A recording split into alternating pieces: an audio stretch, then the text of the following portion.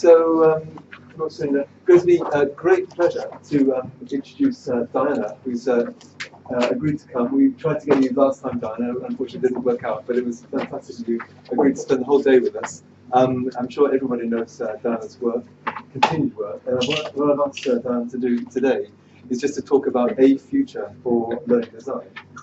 And then I think the idea is that we'll probably, after you've presented, Diana, we'll sort of collapse the sessions at the end. It's more of a kind of a free-for-all discussion.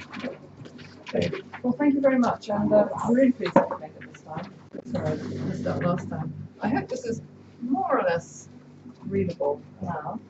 I'm going to talk about future development of the learning design community in a rather kind of hopeful and ambitious way, because I want to test the basic ideas with you, because you'll be more realistic about all this than I will be. And I'm going to begin by just grounding it in the ideas that were originally in the conversational framework, partly because of Helen's contributions.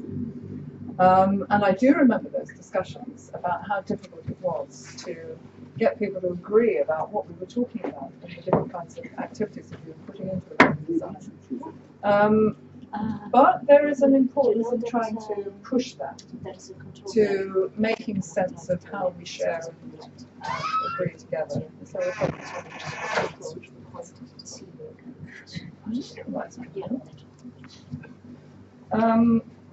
anyway, since the original idea behind the different kinds of categorizations of learning activities came from the conversational framework, I thought I'd do the briefest possible introduction to it, because ultimately what we're talking about is what it takes to learn, and what learning design is about is trying to encourage students to learn in an appropriate way, in a way that will help them. So the concept of the learning designer was to try and find the simplest possible way of thinking about what it takes to learn, and use various studies which have been around in the education literature for a long time, to offer this framework where the learner in the middle is the person whose ideas and practice we're trying to develop and influence, and they are being impacted upon by both the teacher on the one hand and by their peers on the other hand, at two different levels of concept and practice. And so there will be engagement with the teacher at the conceptual level. There'll be engagement with their own practice, where they take their concepts into practice and then use the teacher's learning environment, which might be a lab or a practice sheet or an essay, all kinds of things, and use that engagement with the learning environment as a way of developing their concepts, and their concepts developing their practice. Equally with their peers, in conversation with their peers, that's another opportunity for their concepts to develop, and another opportunity to see what peers are doing in their practice and to use that in their own practice. And all of these different interactions should be enabling the concepts to keep developing, the practice to keep developing, and the integration of those two to keep developing. So it's a series of iterative cycles of interaction with others, with teachers and books and representations of teachers, and with peers and other learners in their practice.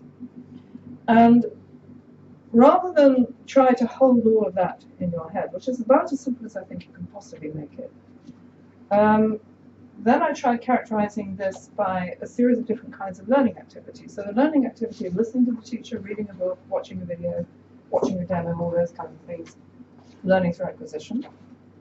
The activity of going to that material with your own question and trying to find out, or trying to research for writing an essay or planning a project or something, is the learning through inquiry. And so the important difference there is that the learner is pushing it or the teacher is pushing it.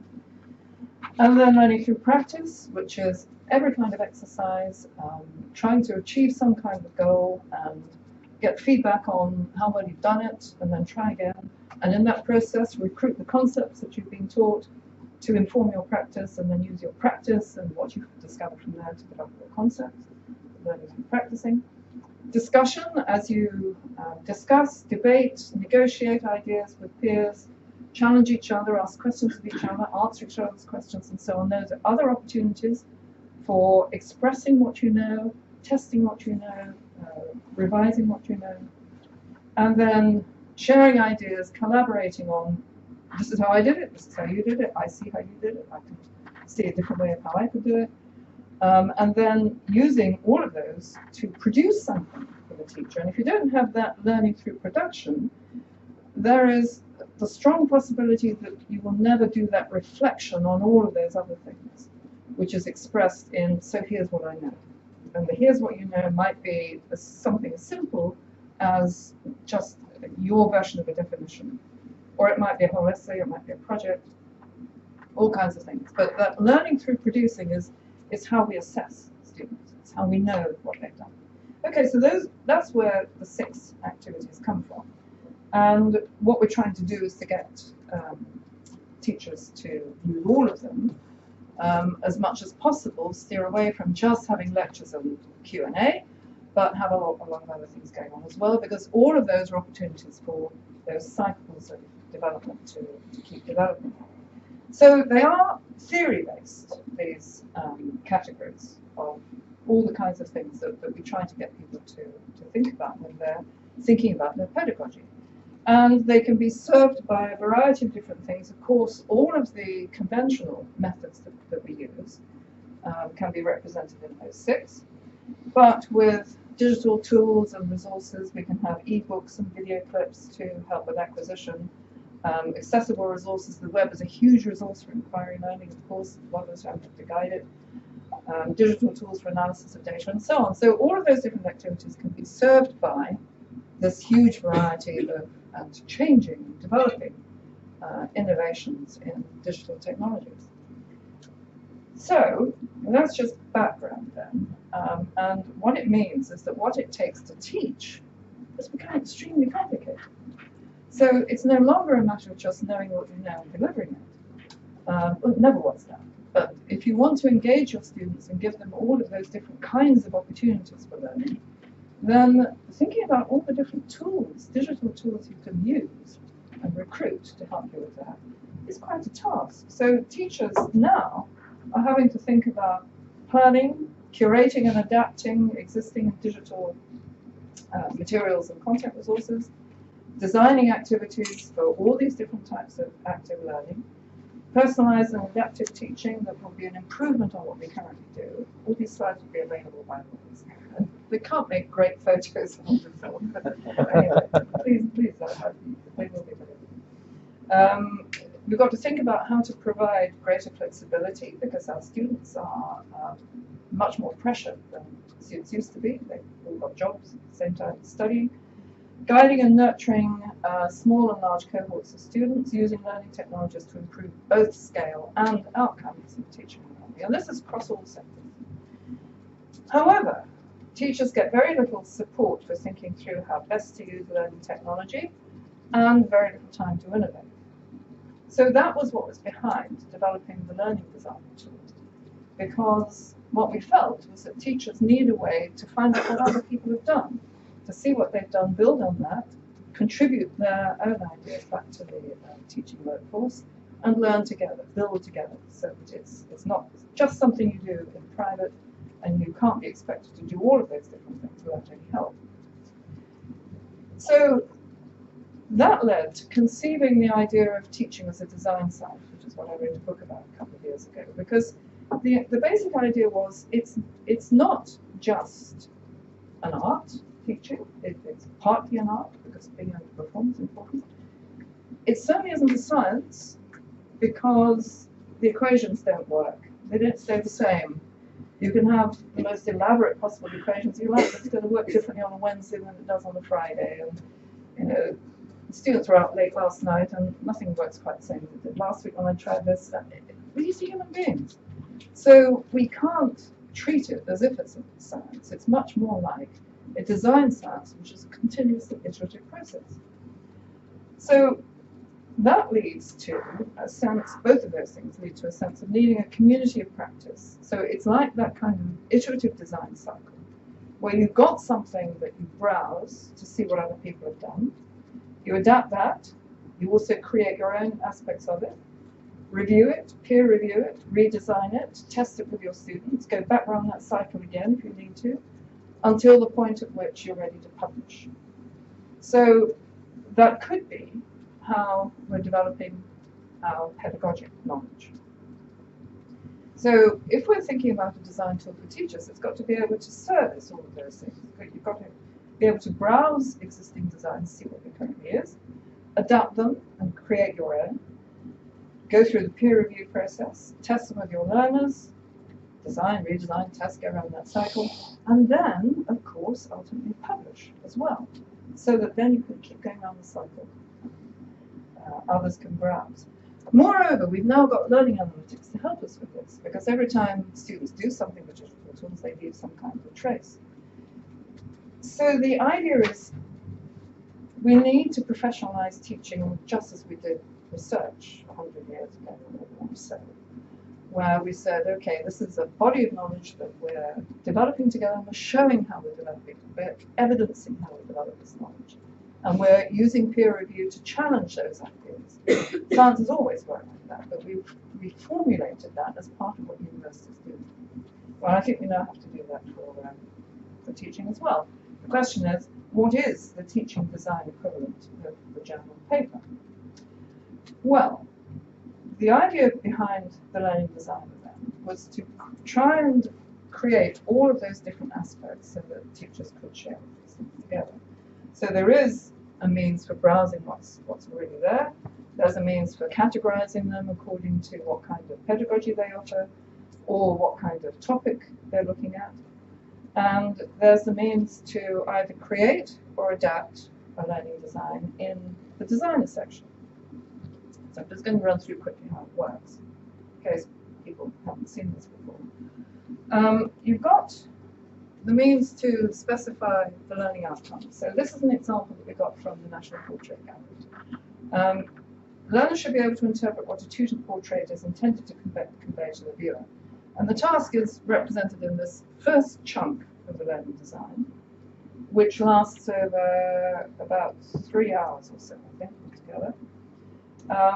And what these particular students have to do is to use the portraits in the National Portrait Gallery to figure out how to develop a new portrait of Queen Elizabeth I, who was commissioning the portrait when she's actually quite old, and she doesn't really want the portrait to look too much like how she currently is.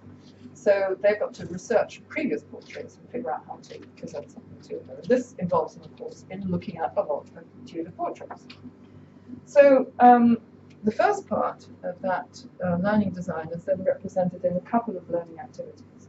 And as you go through each one, you're defining what kind of learning activity it is in terms of those 6 categories.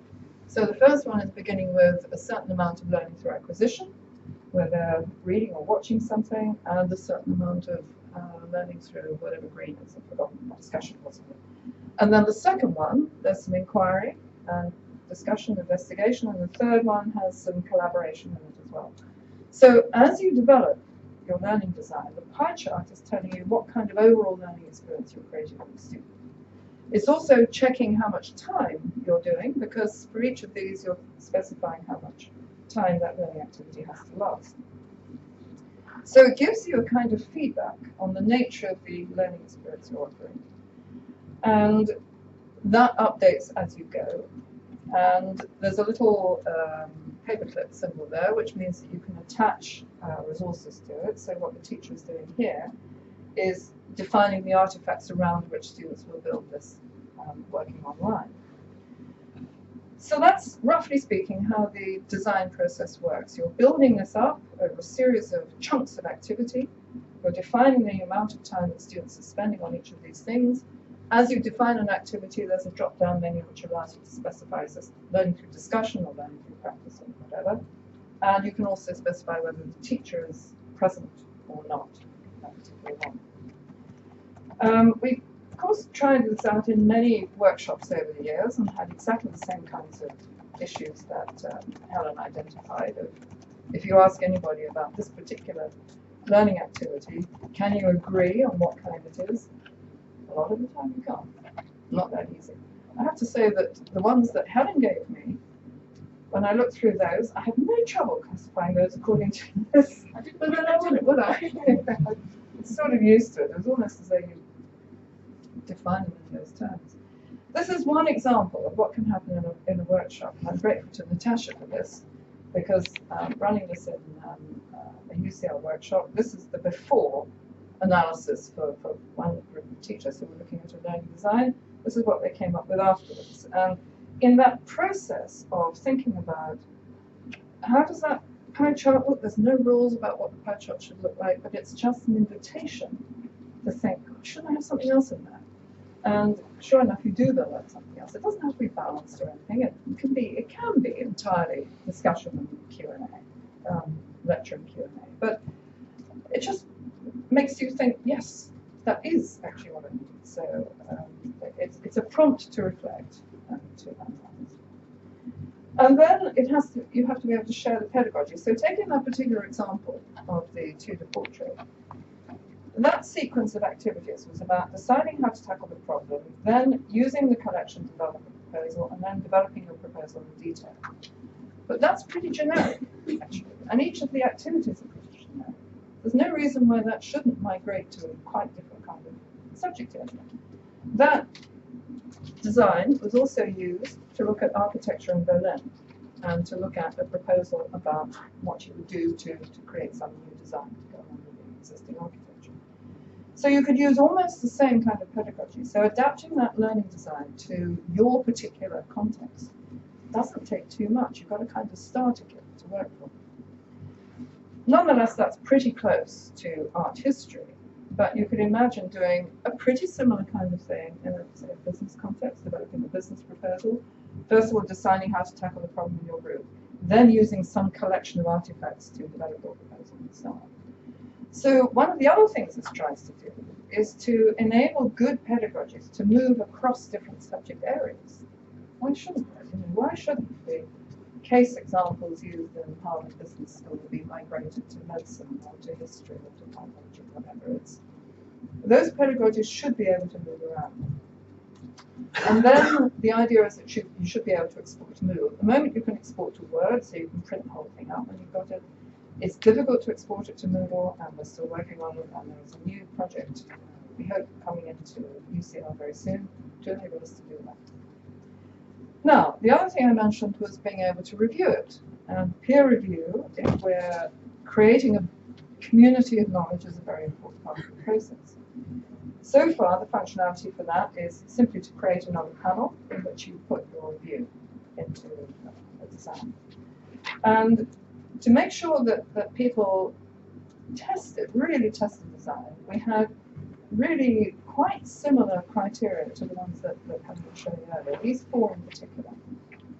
Is there a test in this which enables, in other words, is there a produce activity? Is there something that the student is asked to produce as a representation of their learning? And given that they're learning with digital technologies, it should be digital data. So being able to track what they're doing and collect that should enable the teacher to use that to test whether the outcomes are met. It may not be. It may simply be eavesdropping on student conversations or going into a forum and seeing whether they discuss something. That would be a way of enabling the teacher to see whether their outcomes are being met. But there should be some way in which there is a clear alignment, a test of how well that is working. And the alignment is about the relationship between the outcome and the activities, the intended learning outcome, the activities, and the test or the produce activity. Are those well aligned? They need to be, you need to think about it. What kind of feedback is there? Is it tutor feedback, peer feedback, or feedback from the learning environment itself? Or is it self-feedback, self-assessment? So being aware of that is an important part of the analysis. And is there good use of technology? Technology is sometimes there just for the sake of it, so you need to challenge that too. Then, of course, there could be others. So this is meant to be a little like what happens when you submit a journal paper and there's a review process, there's certain criteria, you mark against the criteria and you feedback. And we have found that people are terrific at feedback. They really provide some useful advice and guidance, and out of that, you can actually also discern some principles of pedagogy around the community. So that could be a fruitful area for further research. But that's how the peer review process is meant to work. And then in the browser, therefore, you have not just designs, but you also have reviews of designs and also reactions to reviews of designs. Well, that's, again, as I said, so it's a rather brief introduction, but now I want to move on to thinking about how we scale all this up, because I do see learning design as being fundamental to the way in which, in all sectors, we move the quality of teaching forward to enabling us to improve how we use learning technology as a way of improving learning outcomes, improving learning experiences. So, MOOCs are a wonderful opportunity for that. And if we can use these kinds of design tools in the context of MOOCs and get not just tens, but hundreds, even thousands of teachers using them and being able to exchange ideas, then we really are beginning to see how this could move forward into being something like the way in which the world of scholarship works, the world of science works, with all of those journals, scholarly journals. So we gave this a go in the first MOOC that we ran on Coursera, which was on ICT in education, and put the learning designer in there as a way of teachers trying out some of the things they've been learning about, because it's all about how you use these different things, and allowing them to try on it and then comment on it, and collecting the comments. They were wonderful comments. You really had to hunt around to find anything that was at all negative. Of course, there was one that was negative, and that was it's time consuming. And of course, that's the one that really ultimately looms large. This is what everybody says, you know, how am I going to have time to possibly do all this? Well, we do design what we teach, the way we teach, and some part of that, just occasionally, could be devoted to really thinking it through. So it's really the best answer that I can give. But we tried the same thing again in the blended learning MOOC, which is currently running on, in fact, even as we speak, started a couple of days ago, the third run of this one.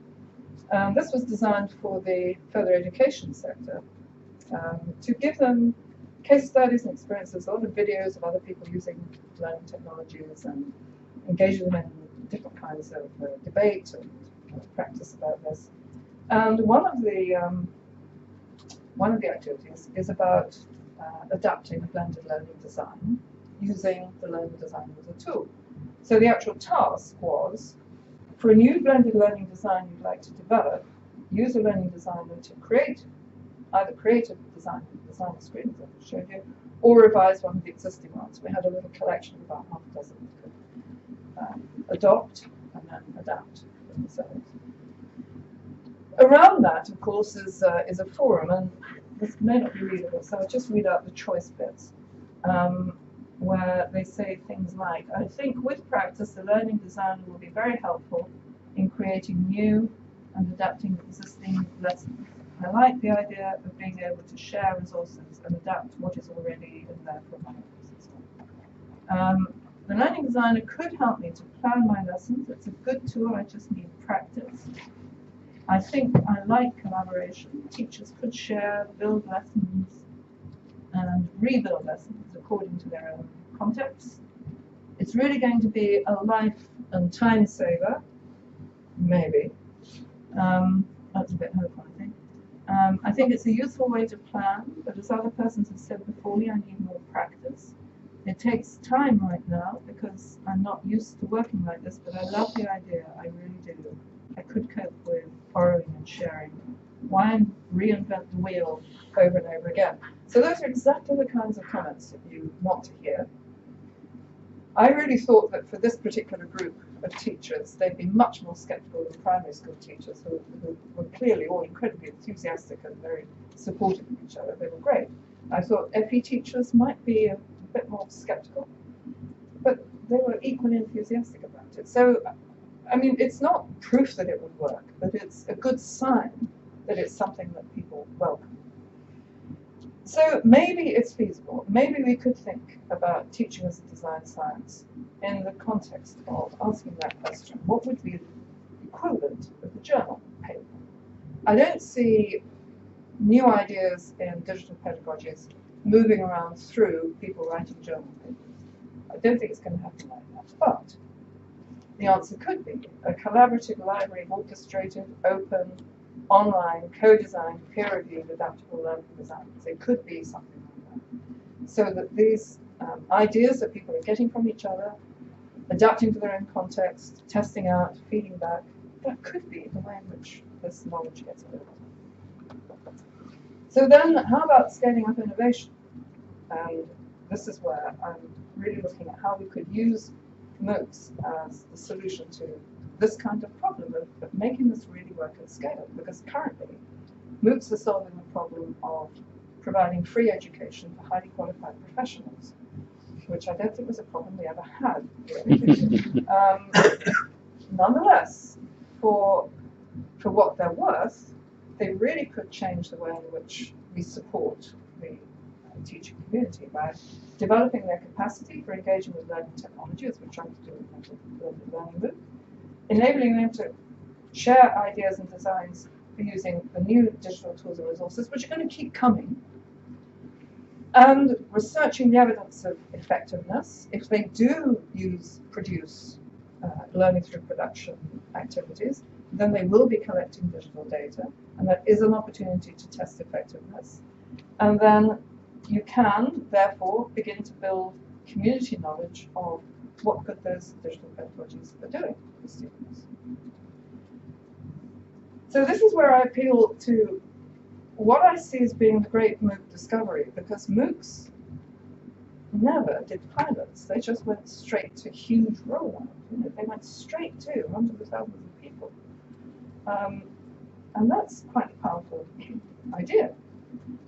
Suppose we were to think of that in terms of the way in which we do innovation in education. Now, every curriculum innovation or pedagogic innovation in education that I can think of has gone through that process of finding the solution, doing a pilot, working with the pilot to make sure that the thing works really well, and then when it works really well, you go to rollout. And then the engagement fades because you're not engaging with all those other people in the way we did with the people in the pilot, and eventually you end up with the same problem you always had. That pilot and then rollout process doesn't seem to work as well as it should. So continually, the history of educational intervention has been, it doesn't quite work, it doesn't quite take when it rolls out. Now, suppose we were to have an alternative approach where you go straight to solution and you say, here's an idea, what do you think of it? And then everybody gets engaged in refining it and saying, well, it's not going to work quite so well here because of the conditions that we have, and so we need to do this and this. But they get engaged from the start in whatever this particular innovation is. It might not be in education, it might be in medicine or something. It could be all kinds of things. But because those professionals have been engaging in this new idea right from the beginning, then there's a greater chance that they could get the local solutions actually working, because they've got ownership of that idea. They've helped to contribute to it. So could we use that sort of notion for the collaborative professional development, which then engages those end users in research findings and the transfer to practice right from the word go, right from the beginning of the research process? So that, and this is the final bit, could we imagine a learning design methodology for improvements in learning, which use something like a continuous MOOC context in which the learning design community develops teachers as research collaborators, which means looking at how you test, what conditions you need to have to be a fair test, how you test the effectiveness of your design, and then support the peer-reviewed process of making it as good a design as you can, and collecting local data because you've got the digital means to do that, and then aggregating that local data because you've got a community to do it with, and then orchestrating the building of community knowledge about learning technology on that basis. So then you've got hundreds, maybe thousands of teachers testing particular kinds of learning designs, collecting the data in their own place, and then looking at how that matches up across the whole community. Could that be a methodology that we could make work? So that in the process of which you're creating that collaborative library of learning designs, which has been peer-reviewed and validated and tested to some degree, enabling people to build on each other's ideas, which then, of course, feeds back into that process of saying, so how good is this? What more can we do to make it work better? So it's trying to imagine the whole community of teachers engaging in figuring out how to make this kind of idea for improving my students' maths or art history or business capabilities. Why not get people to work that together, as well as developing the evidence of effectiveness? So that's the big ambition really, is can we unlock the power of technology for teaching, which will enable all teachers to share and collaborate and develop new pedagogic knowledge. Using collaborative design and development is the only way that we're going to keep pace with technology innovation and our students' developing capability. It means it's essential to invest in enabling teachers to be the drivers of pedagogic innovation. I don't see who else can do it except teachers. They're the ones who actually with the students. They know what's happening with the students. They collect the data. And then teaching does become a design science, with all of us participating in that. It can't be left to a small elite group. So that's the ambition.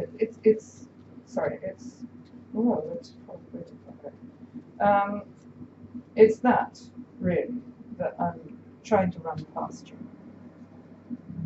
Be realistic, because I haven't been. I'm just dreaming. Is it feasible? Could we do that? Could we engage teachers in becoming collaborative researchers, in collecting the data, in localizing the ideas? Michelle? That's funny. As running a workshop with the local trust last week, and the thing that came out, I mean, they're interested specifically in making use of research in educational practice. But so the kind of solutions that emerged from there were in this direction without them thinking about learning design. So that's so I think there's and when we know about the work, they really want they have to be involved. But I think there's a definite scope for synergy there. I think it's time has come. They may not be able to speak the words learning design. Well, that's what we need to bring in. Yeah. But the idea of this idea of teaching as a citizen science or citizen design science of learning. Yeah, that's a nice way to put it. That's definitely an idea that they're open to if they're around, across the board. So there's, might be. Well, that's quite encouraging.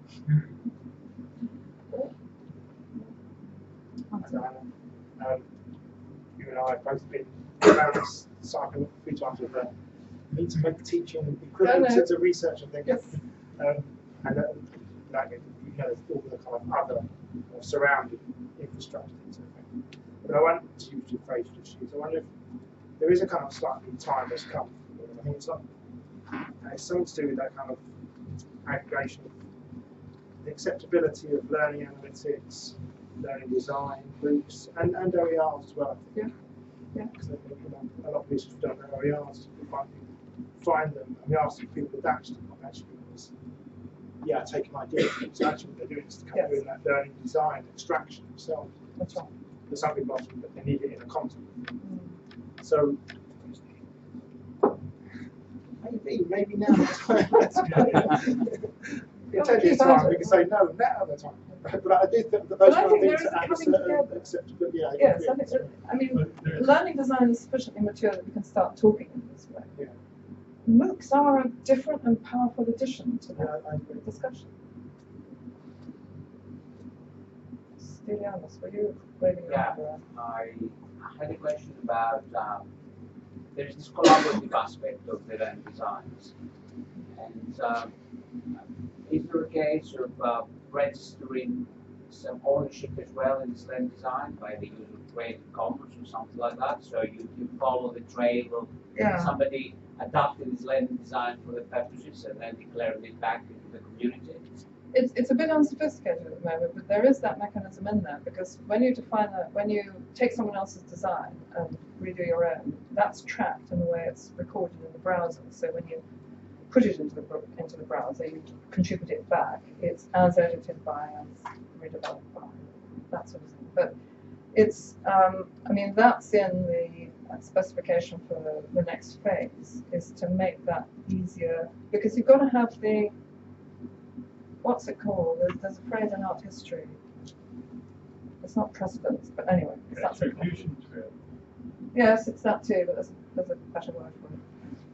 It'll come to me eventually. But yes, you've got to know where it's come from, and that means that you can have a kind of citation value for the originator or for the person whose design gets used. My design had been used by another Exactly. 50 Yes. investigators. Which again mirrors the model of the scientific journals. I want to just declare, I've said it on Twitter, and there's been a couple of things, that MOOC was a career changer for me. I'd only be here if it wasn't before. The MOOC, the Move It Online, where you introduce the learning design. Absolutely. I was going to ask you if that. Well, yeah, I'm here because of it. I've changed my career. I'm a learning designer now because of what was there. And the fact is that absolutely, and that's, you know, case studies, and I'll give. You're in existence. Absolutely, but the fact is that was a community around something that I was interested, but I didn't know a way in, and that then led me to a position where now I am paying my mortgage because of what's there and other people have done. So, you know, and so from that, to extend that, oh yeah, absolutely. And I'll put some motivational music over the top of this. But the element of that is the fact that, yeah, I think there is a community. My concern is around the fact that, as you touched on, that there's a beautiful phrase that's been picked up, which is eat our own dog food. We will be using this to teach and learn in the same way, but there will be the same problems that we will face in the fact that the staff that may need, and the teaching staff who may need the support that this can deliver, may not want to engage with the same technologies in the same way that they may think their students won't engage with that. And that is a big challenge for us, and it will take a community of people saying, how did you manage to deal with it? How did you effect that change with that? And that story can come only from that kind of community of practice. So I think this is brilliant. I think this is superb. I mean, in fact, we are hitting that with the Blended Learning Essentials MOOCs, is that we're trying to use online technologies to reach people, persuade them to use technology, and it's a pretty bad method, obviously. And of course, we've reached the easy ones, and the hardest to reach when and when near. So that's got to be a kind of cascade to people in their own colleges and institutions using the MOOC to run place-based staff development, lunch times and things like that. Yeah. That's about the only hope we can have of getting those people. And even getting those to that would be hard enough. And then to share those strategies. But, yeah. you know, if you can get the word out, MOOCs are a pretty good way of getting the word out. Yeah. So, well, that's a great endorsement. Thank you.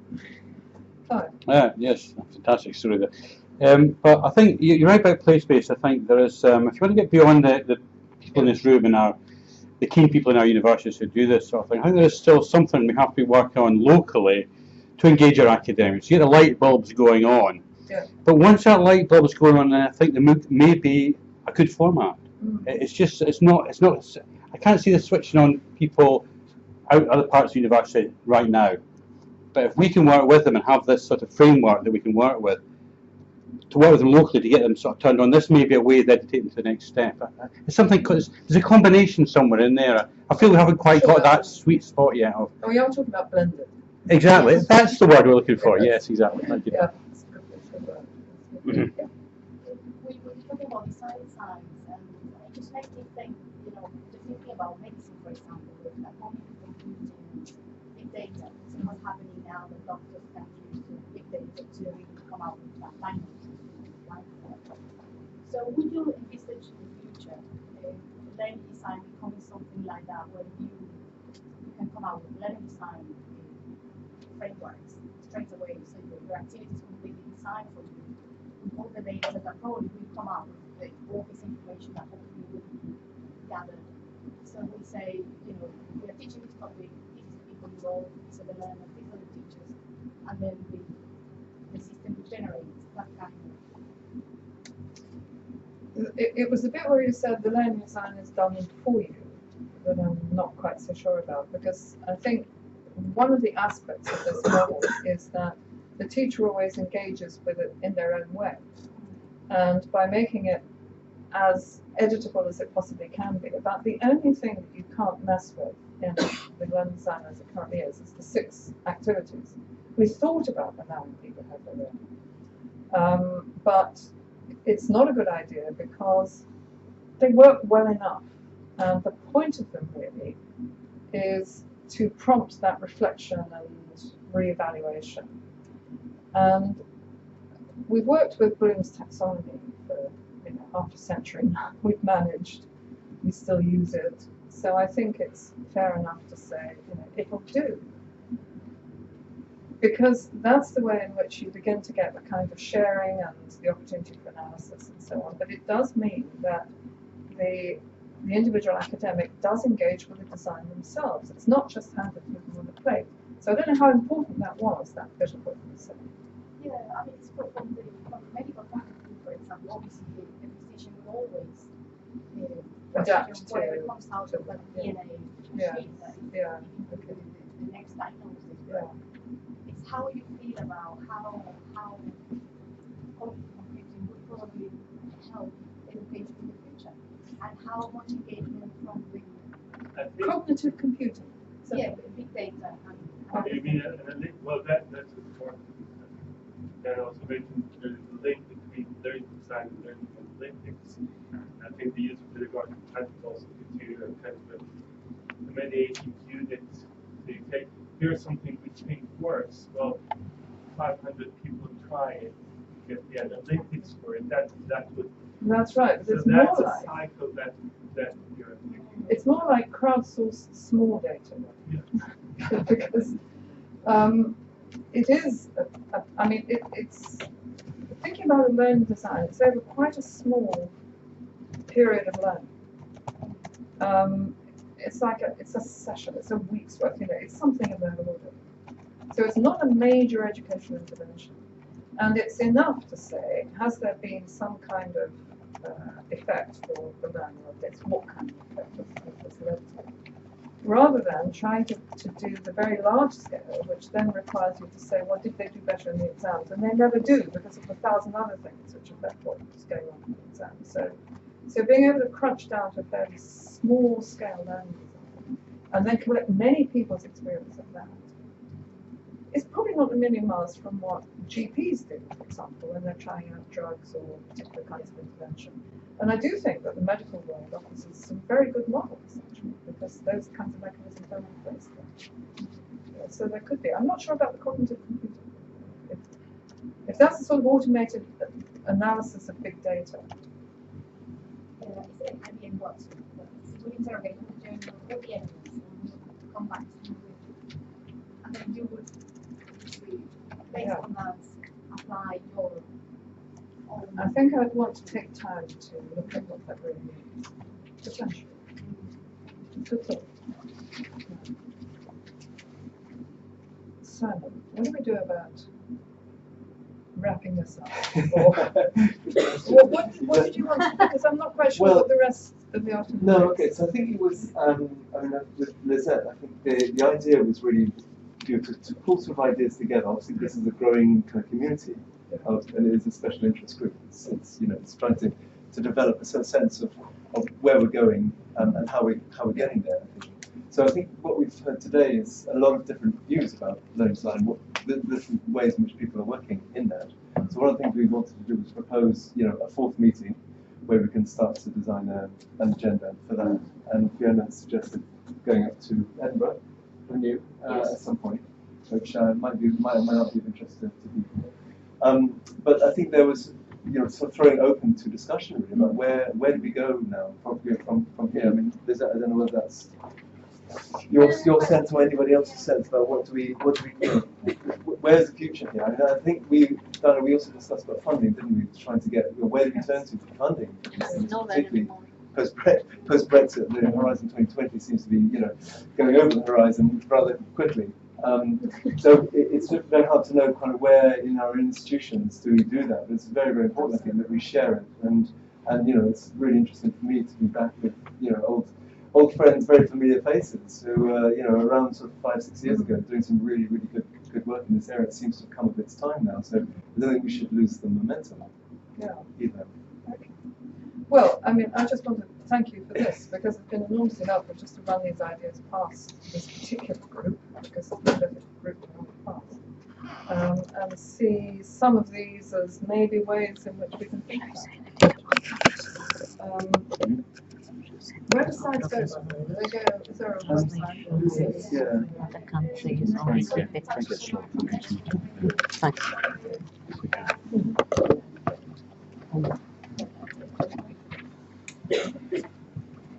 Maybe we just Sure. Yeah.